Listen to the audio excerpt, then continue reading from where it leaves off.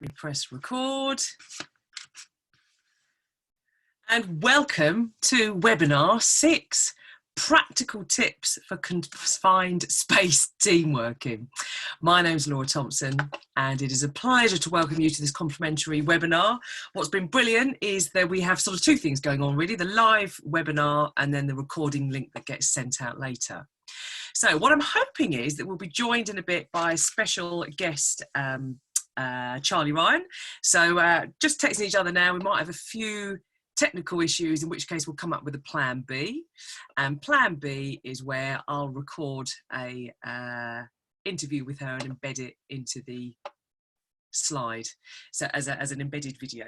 So let's kind of roll with it. So welcome to this 30-minute lunch and learn. My name's Laura. Title of this is Confined Space Teamwork. Just look at that, the tiniest ant able to between them carry huge weights relative to their body size. There I was thinking that the biggest disruptor of the 2020s was going to be rapid automation, and here we are at the start of this new decade with an unprecedented, unpredicted period of transformation that we find ourselves in. So I've been finding it inspiring to look at lessons from nature, really, in terms of how us humans can maybe thrive and maximise the potential that if we were to frame this as a period of transformation as opposed to disruption, what could this all be leading on to? So if we look at the lessons from nature, just even from the lowly ant, even the smallest of creatures can cover the biggest of distances when they connect and work as a team. And in fact, look at this ant bridge that's been made here. So the word confined has kind of two different measures here. We've got all of us in a period of confinement, that is unprecedented. And you may be in a confined literal space, and yet the miles in which you are communicating might be in their hundreds, depending on how far spread the team is. So it's a new scenario for all of us. So hoping that you find this lunch and learn some useful things to have a think about to guide your thinking. So practical tips for confined space teamwork. Always the emphasis for these lunch and learns is judgment free, one size fits one. This is new for us all. Keep the stuff that works for you, discard the stuff that doesn't, treat it as content for you to be able to put your own take on it, friendly, light and positive, and always rooted in commercial practicality. We'll be focusing on 3 objectives, providing practical suggestions to guide your thinking and tips to help us thrive whilst working from home, no matter how makeshift. So the practical objectives we're going to focus on for this lunch and learn is how to build and maintain the foundation for teamwork during change, how to remain united as a team despite the miles, and how to handle the benefits and challenges of remote team working. And for that, I'll be running it as a live interview. I can see from my text message now that Charlie is on. I will then convert her into the host so we can see her face, and I'll be asking her a series of questions because she's been there, done it, worn the t-shirt in terms of managing herself, her own remote team, as well as supporting clients to be able to do the same. So we'll be hearing from Charlie Ryan from CMR Consultancy, just to mix things up a little bit. Now, I did a Google search this morning. Do you know if you Google the word teamworking, there are 141 million different articles available via Google on teamworking. Wow. So we're not short of stuff. Probably what we're short on, though, is experience and wisdom in terms of what works. So having had the privilege of 20 odd years now of running team building sessions and talking about teams, here are some things that I'm hoping are really relevant right now and hopefully might help you. So if we were to channel Darwin from this, I don't have to be the strongest or the fittest or the most intellectual person within the team or team within an industry. It is our ability to adapt and evolve in light of the changing environment around us, which means that we thrive. So absolutely now's the time to be the fox and not like a panda who potentially is a bit more stuck in the past. So how do we build and maintain the foundations for teamwork during change? All around us, nature shows us examples of how the benefits of being part of a team. It's part of our evolutionary success that we are able to build and sustain teams beyond our family unit. And if you have a look at the way that geese fly in formation, it's not always the same ones that are at the front. There is 40% less wind drag when you're at the back. So the geese honk to take turns to take that front position, which takes more of the buffering. And we see that in team sports, for example, like the Tour de France and the peloton, where people take turns to then benefit from the the performance enhancer of being part of a team that supports you. So the first thing to think about is making sure that the team is good for you. So is the team interactions that you're having at the moment, do they light up your day or do they darken your day? And how do we ensure that we are working with each other and not accidentally against each other? Way back in webinar 1, talked about the 4C moments. As a result of being part of a team, I should be able to be more caring as opposed to people being caring for me. So how do we as a team care for each other? How do we work together in ways in which we maybe typically haven't worked with each other, so we get more than just one brain thinking? How can we be curious? What might be worth a rethink? How might we fly ideas against each other so then we can come up with potentially some new ways of creative ways of doing things that might be considered innovative? It's really tricky to do these 4 C's on your own, surrounded by tiny 4 walls. This might be the purpose of any team meeting that you have. Rather than running through an agenda, it's to get some spark that means that each individual is able to be capable of more as a result of playing with the team. Trust is going to be even more fundamental now to connect across the miles. So have I got the team's back? Have the team got my back? And this is something that I picked up from a leader who introduced a session for me a while ago, and it really stuck with me, about what makes someone trustworthy, whether I'm leading the team or participating in the team. I'm hearing about people that have started new roles with new teams. What an unprecedented first couple of weeks people have been having now if they've joined new teams. Maybe you're long serving and been working together for years, but you're joining up and as a newly configured team in light of what's happened with furlough, etc., and who's active and who's offside for a while. So how are we going to work together in a way that's trust-based, because we're going to be seeing each other less? So this is the simple equation: my credibility plus my reliability plus my intimacy, I'll explain these in detail in a sec, divided by the level of self-interest you think I have. That equates to the trust that you feel towards me. What do I mean by that? How credible am I? Do I know my stuff? And do I look like I'm not making it up when I don't? So do I tell the truth when I don't?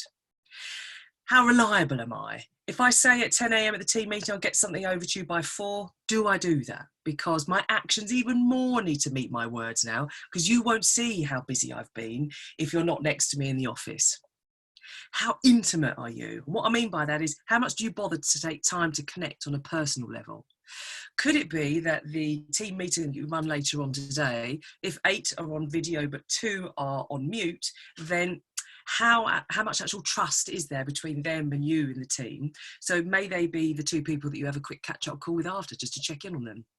And if your team think you are using them more than giving them, then all of this gets weakened and undermined. So this really stuck with me, this. And where I think it's particularly relevant now is, of course, we're not seeing people in passing around us. We can only go on the more formal communication when we log in with each other. So what could I do today that increases the level of trust, the credibility, the reliability, and how much I interact in an intimate way with each of the team? So the third thing to have a think about is that basically a team is an evolving set of relationships, and it's not to do with the lanyard you wear anymore. It's not to do with the uniform you wear anymore, or the lift that you go into and the floor you go up to. It's, are we connected by our relationships, which might be now all over the world, all over the country. So it's an alive, it's fluid, and it's dynamic. And the wonderful Tuckman model is a real reminder of, we never get to the end. It's always an evolving relationship. We need a team to form. So this is where people are often quite sort of polite and quite buoyant, really, because there's something new we're dealing with. Then we've got the storming bit, which is where we start to warm up and test each other's edges a little bit. So it's not necessarily conflict, but there might be some inefficiencies, or 2 people working on the same thing that they hadn't quite grasped that that's what the meeting meant in terms of who was doing what earlier on. So what then tends to happen, there's a period of housekeeping where new norms are established. And for many of us now, this is the start of the 3rd week. So you might already have established some new norms in terms of how we communicate. If you haven't, this would be a perfect week to start. So Charlie will give us some more tips a little bit later on. And to then get us to performing, which is where we are as a team equally invested in the team doing well, as opposed to me individually looking like I'm doing well. So many of you may have ended the working office, the physical office, already being part of a performing team. what period might we now be in? Well, for many teams, they enter into a morning stage, which was never going to be the same again. We're never going to be as good as we were because we've got this new set of situations. And actually, as Charlie will remind us a little bit later, the quicker the team can then move into the next stage, then the more that team is then able to evolve and build and learn and grow, etc. So the first thing to think about is, if we were to channel geese here, how do we all work together and actually get the benefit of working with each other? Could there be some little adjustments, however simple, that means that we are working with and not against each other? Because the last thing we need now is to drag each other down. We've got enough winds that we're flying through already. Trust is therefore going to be even more fundamental because we're not physically side by side. So I need to be credible, I need to be reliable, and I need to relate in maybe a more conscious way than when we just sat next to each other in the same office. You don't know how busy I am, whereas maybe when we worked physically next to each other, you could see how much workload I had. Focus on the shifting the relationships from the morning stage, where potentially teams can get a bit lost because we're looking backward, into looking forward and forming. So the second objective is, how do we remain united as a team despite the distance, despite the miles? So we've got the wolves howling here to be able to connect across the landscape. How might we then connect despite the distance? So the two-up intent is something that teams have seemed to have enjoyed whenever I've covered it, which is borrowed from the army. So the army have a concept called the two-up intent, which is an order to enable frontline decision making, regardless of the volatile situation that might be going on. The frontline team are equipped to be able to make decisions because they know the bigger picture. So the two-up intent is where every frontline person knows the strategic intent, the why, at least 2 levels back. And what that then means is that I don't have to be accompanied for every single small decision, because actually I'm aware of the bigger picture behind it. And I was trying to think of a metaphor that might describe this. So, you know, a torchlight. When you hold a torch really close to the point you want to focus on, there's lots of dark all around it. So if I focus just on a single task in terms of how you and I interact with each other, then potentially you're a bit in the dark about what else is around that task. If I lift the torch back a little bit and give a bit more context around that particular task, so the reason why we're doing task A is because of 1, 2, 3, then there's a bit less dark around it, which means that on your own later on that afternoon, you're able to maybe figure some things out that might not have been apparent in the morning when we first had the conversation around the task. If though I put the torch way back, I get a lot more light. If I also as well explain the aim and the overall goal of the task, then there's much more light. What that then means is later on in your own solo cabin, you're still able to think around that task and come up with some things in a more dynamic way. So the army would call this a two-up intent concept, which is you explain the strategic intention behind each task, the bigger picture. And what that means then is you're revealing information that later on might allow me to make more informed decisions. Whereas in a physical office, you might be able to quickly lift up and ask someone a question. You might now need to think for yourself a bit more because you've got more time solo. The second tip, really practical, is something called signposting. It's one of my favourite things I ever picked up years ago, which is being really clear on explaining why you're asking someone something to make sure that there are no accidental misunderstandings, which this might be a skill we need to practice even more in teams, because there'll be less of those natural cues and those natural smiles that we might be able to capture from each other if people are a little bit confused. So the signposting is where I might start off before I ask a question, in order for me to, or so we are able to, and then I explain the benefit or consequence. Support you in resolving this issue ASAP, or understand as a team what is our next best step. Now I ask my question. I need you to talk me through what happened before, please. Or, can you tell the team exactly what was agreed previously, please? If I just go in at the third bit, which is make my request, I need you to talk me through what happened before, please. Potentially, based on the other person's mood, they might perceive that as an attack and they've suddenly got to defend something that was maybe done before. Either way, it can create a bit of unintended drama. And the signposting tool is where you just calm any drama, there's no misunderstanding. This is purely a question in order to genuinely find out something that's either going to benefit or prevent a consequence. So signposting, I bet you do it all the time. It's just we're maybe having to think more consciously now about how we interact together. And the third thing before we pass on to Charlie, is dealing with issues leanly and cleanly. Why is this so important now? Because we might have a little bit of a conflict of opinion on a team video call, which I then might be in the house on my own, reflecting in isolation for 12 hours until we're back having a team conversation again. That means I need to be really take accountability and responsibility for how I deal with issues. So the AID tool is a great one. You might have your own one, but it's a way of delivering a point really leanly and cleanly. So the A stands for action. So I noticed that. The impact, where you explain the consequence of that behaviour. So I noticed that on the previous call, you had your video off. You explain the impact. My concern is that could have an impact on our ability to check in on you, check you're okay. The D stands then for do. So explain what you might do or ask them to think about doing differently next time, and keep or consider is a nice bit to use. So what do you think could help resolve this, or how could I support you to be able to do more of the videoing?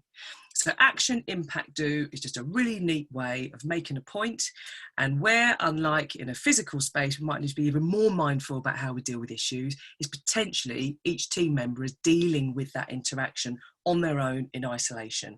And depending on the type of person they are, something really small that was mentioned as a throwaway comment at 10 a.m. on a video call could potentially grow arms and legs a little bit later, because unlike in a physical office, you'll be less likely to interact with each other to kind of deal with any misunderstandings.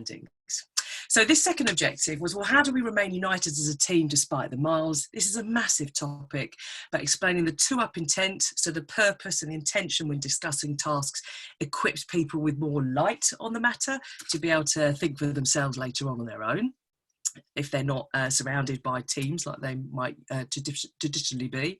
Talking with complete clarity, so using the signposting tool, which is where I really frame my question to reduce any misunderstanding.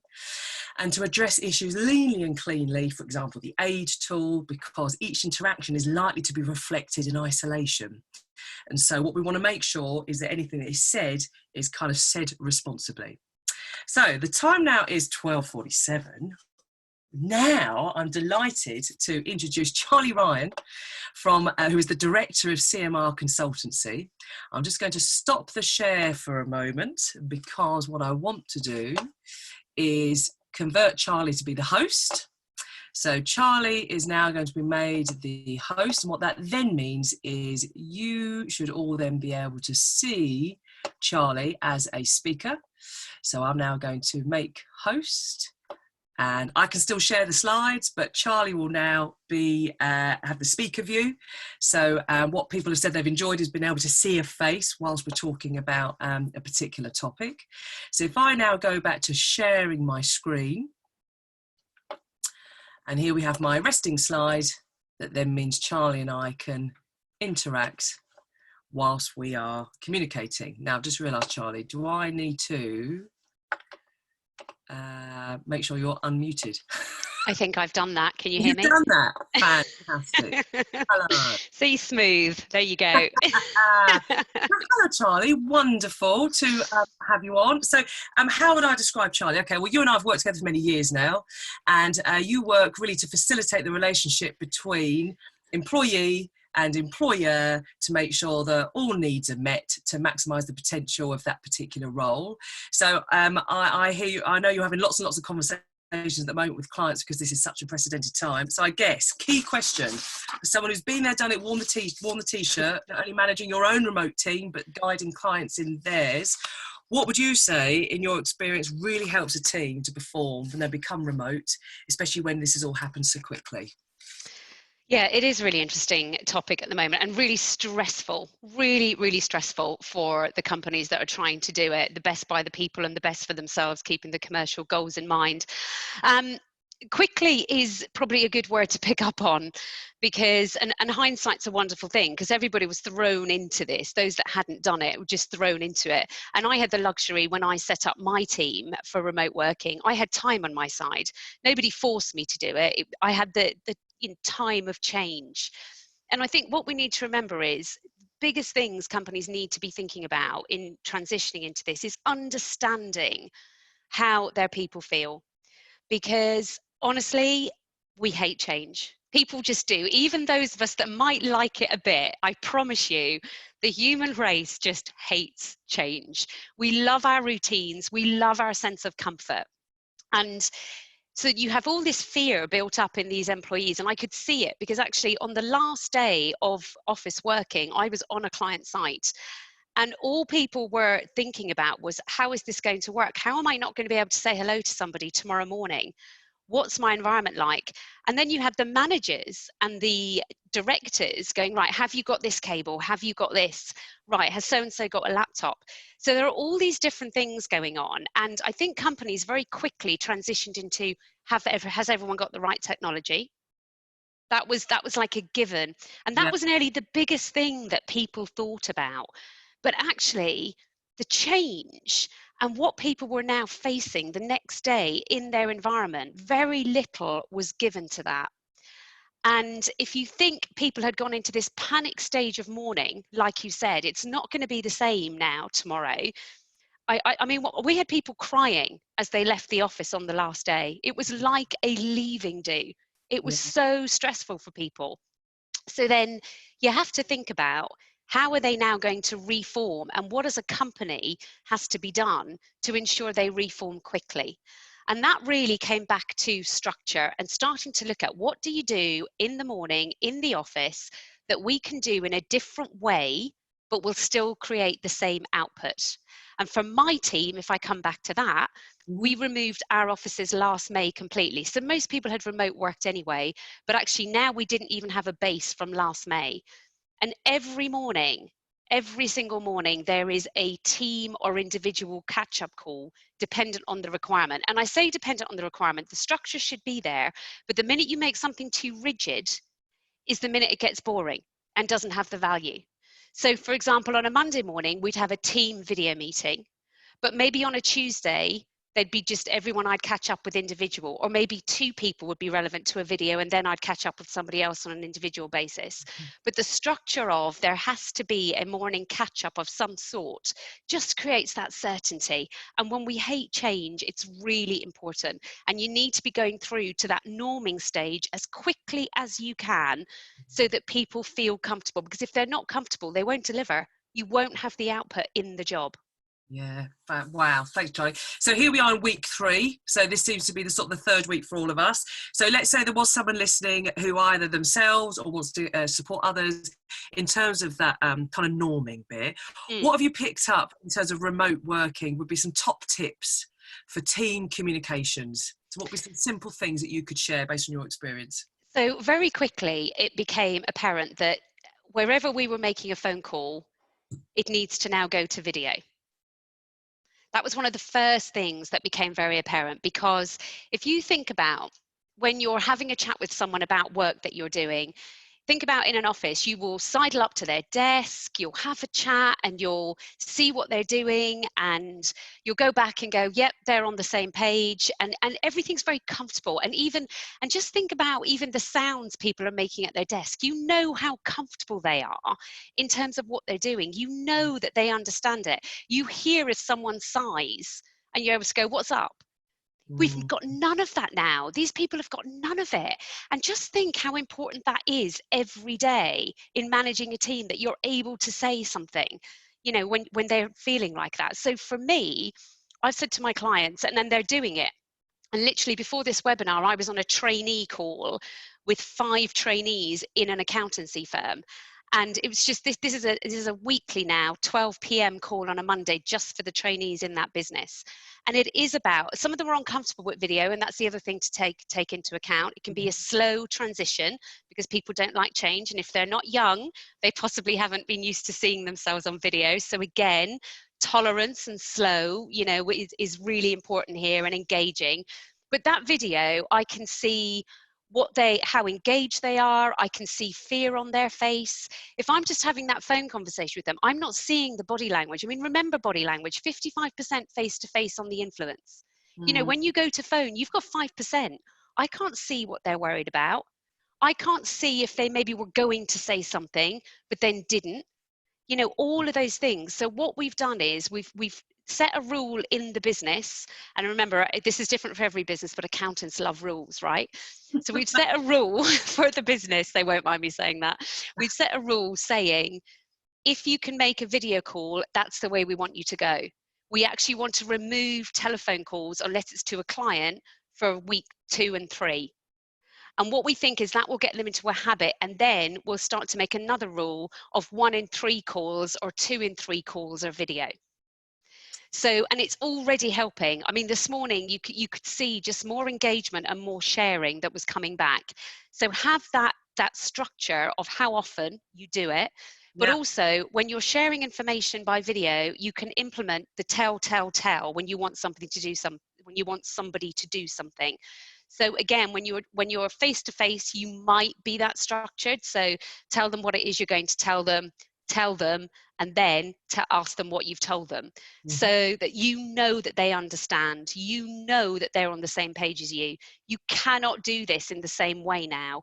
So implementing that structure on video will also make sure that what's in your head is in theirs and expectations are clear. Yeah, wow, gosh, thank you.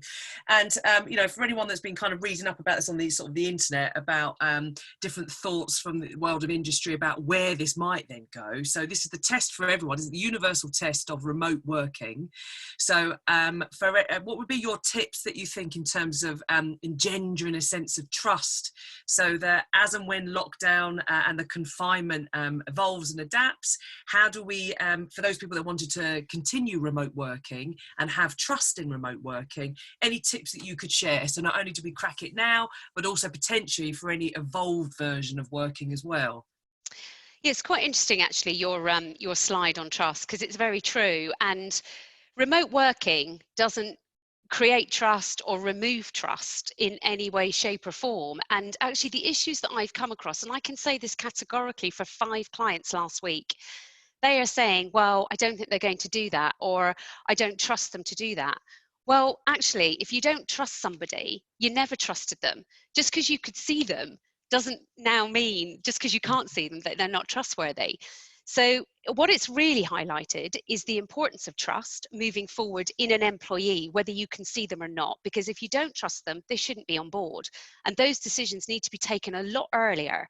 So I have never had that issue with my team. You know, I trust them implicitly, because they barely last a week if I don't. It is as simple as that, because for me, it's so important to be able to have that trust. And once I've got that trust, they're with me for such a long time. And that's really important with clients. So one of the things I'm trying to say to them is, right, you've decided to keep them on, whether you trust them or not, but now that they're remote working, you have to have a structure in place so that even though you don't trust them, which is your issue, by the way, not, you know, they haven't changed anything, okay? This is your issue that you didn't tackle early on. So even though you don't trust them, we now need a structure in place so you at least can get the output regardless of whether you trust them or not. And for me, that's about the team workflow. Now, one of the tools we've started using for this is on Microsoft Teams, and we've created a chat on all the individual companies on team workflow. So people have to commit in the morning what they're working on that day. And then what we're able to do later on in the day is create some interaction as to how that's going or where have they got to with it. So it allows us to question in a good way rather than a, have you done this, or, you know, just that very dictatorial way, but more that engagement consultative way. So that team workflow is absolutely brilliant. And the other thing that does is it holds them accountable to others, because everybody has to put what they're putting on there, even the directors. What am I going to do today? And of course, the other thing that does is it sets the structure up for the individual, which I think is really important as well. You know, they're already saying what they're going to do, and then they can be proud of it at the end of the day. Fantastic. Charlie, thank you so much. That's just been so useful to have another voice as well. And all of this is learning. So for anyone here who's on the Lunch and Learns to look at different ways of running Lunch and Learns, it also gives a bit of an indicator as to how to introduce a speaker. So I'm now going to convert me back to the host. Is that right? So actually, and I'll mute. You're now mute, so hopefully everyone can see me. What I'm trying to do, let me stop the share. So if I now go into, I'm now back the host, I'm now go back into sharing my screen. And so just to, bear with me.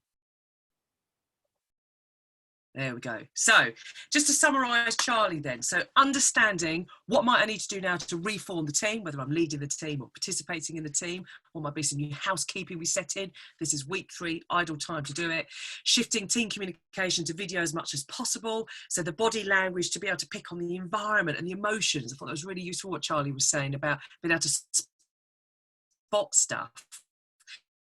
Might be able to in a more routine situation, and transparent workflow, so everyone feeding their plans and expectations in by a certain time, so then that increases the level of trust. I thought it was really interesting, Charlie pointing about the issues you might be experiencing now might actually just be issues that are a hangover from the previous way of working. It might not just be the remote scenario that has brought those out. So let's go back to our ants. Look at this, they are able to bridge the gap, support each other to go over the gap, the way in which they work across the distance, even tiny little individual solo units, is quite inspiring. So through this period of transformation, there's a chance to maximise the true benefits of teamwork. We could discover new ways of working alongside each other, as we'll need more intention, more thought, more motivation than when we were physically present. So each interaction is likely to count more. With that comes responsibility, because potentially I'm then reflecting on that interaction solo in my own confined space.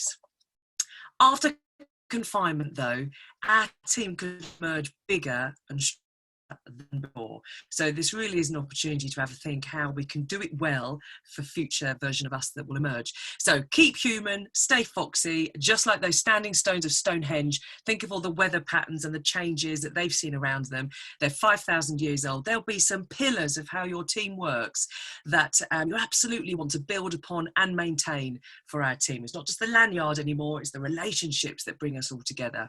How are we going to remain united despite the distance? So being really intentional with our communication so things don't get accidentally lost in translation. And how will we handle the benefits and challenges of working remotely and being transparent in terms of our team workflow, for example. So I've been Laura. It's been a pleasure to see you again for webinar 6. We're going to have an Easter break, come back Thursday, next Thursday for webinar 7. Topic to be decided, because we're going to see what might be some of the current themes that might be most useful to look at. And big thank you to CMR Consultancy, who took us through her practical tips for the benefits and challenges of remote working. Keep human, stay foxy. See you next week.